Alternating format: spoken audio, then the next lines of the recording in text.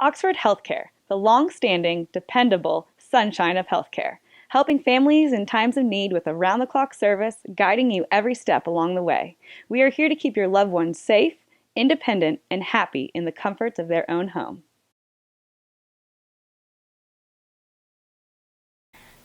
It is a privilege to be able to introduce Theresa Lauda today, a long-standing Oxford employee.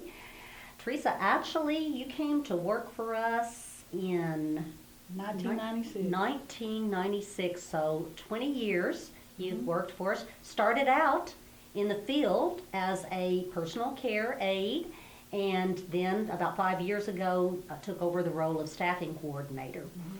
So what do you believe has drawn you to working in home care, and what's kept you working in this field? Well, my father-in-law, he got real bad sick, and so at that time I was pregnant with my second child, and so we had decided to take him in. And so when we took him in, it just come natural. I started taking care of him. It was an everyday thing. I never had no days off. But that's how it started. And so then we moved from Muldrow, Oklahoma to Stillwell, Oklahoma. And somebody just come up and they said, "You ought to start home health care service." So, well, I guess I can try it. And so I started it. I had one couple that I had for 14 years, and then this one gentleman I had for 18 years. They just become a grandma and grandpa, or, a good friend. And from that time on, I just fell in love with it. And the different stories, gosh, I couldn't put it in one session, all the stories that you hear. And I just fell in love with them. And then it just started like that, and I couldn't walk away. The staffing coordinator was retiring, and she said, "Theresa, I think you'd be good at this." And I'm going, "I don't know about that, but I might give it a try." So I thought about it and decided, okay, I'll give it a try. One of my girlfriends told me, said, "Now, Theresa, you're going to have to dress a little different." And I said, okay. And I walked in there, and you go, "Whoa, Theresa, you look different." So that's how it started. You interviewed me, and then next thing I know, my husband, my son, and my brother-in-law built me a little office right at the end of my house, and that's how it began, and it's still going. And still going strong. Well, that's quite the journey, isn't it? Yes, it is.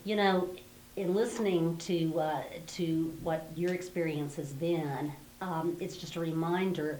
You started because you developed an ability to take care of a family member. Yes. And those are transferable skills. So other employees that have come to work for us, they're looking for what could I do now? What skills do I have that I could use in a different way, and what could I do to make a difference? And that's exactly what you did. Yeah. So that's, and they appreciate it. Every one of them. Now, there was a couple that, I've had one lady that nobody wanted to take care of them. But if you go in and you learn them, that's how you do it. You just learn them. This is how I like it. This is the way I want it. And it may be hard for you. So there was just one day I walked out to trash and I said, "God, if you don't do something today, I am walking out." And when I walked in, this woman apologized for the first time ever. From that time on, I knew this was my job. I knew, even though it was the hardest job I had, I knew then that God had given me the ability to do this kind of work. well, and that is such an important point.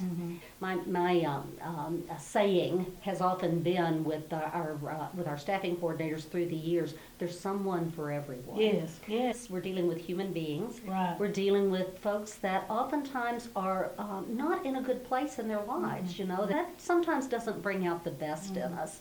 And so to be able to recognize that, and to still say, "You know what, I can make this work. I can make a difference. Right. I can work with these people." So, Well, see, now I'm a staffing coordinator, so I've learned that, hey, I know who can do this one. Right. And I've always told the girls, you're the only ones sometimes they see, and that's every day. That's right. And I said, they're going to be mad, they're going to be mad at you. They're going to be happy, they're going to be happy at you. You just learn to adjust to it, because if you don't adjust, that's where you're going to get tired of the job. And there's no better place to start Right. than at the very basic and Right. take care of people in their own homes, because that's where you really learn what the needs are Right. and what people are dealing with. When they come into the hospitals, you see a very short segment Right. of what's going on. Right. And our home care workers recognize and oftentimes intervene to to keep Yes, people they from do. maybe having to Yes, go they back do. prematurely into other healthcare settings. So. Well, I think you're an enabler in a good way. You're enabling this work to be done through the people that you have. So thank you so much. Thank you. Anything else you'd like to share with us? I'm just glad that Oxford accepted me. Well, we're so glad that you came to Oxford.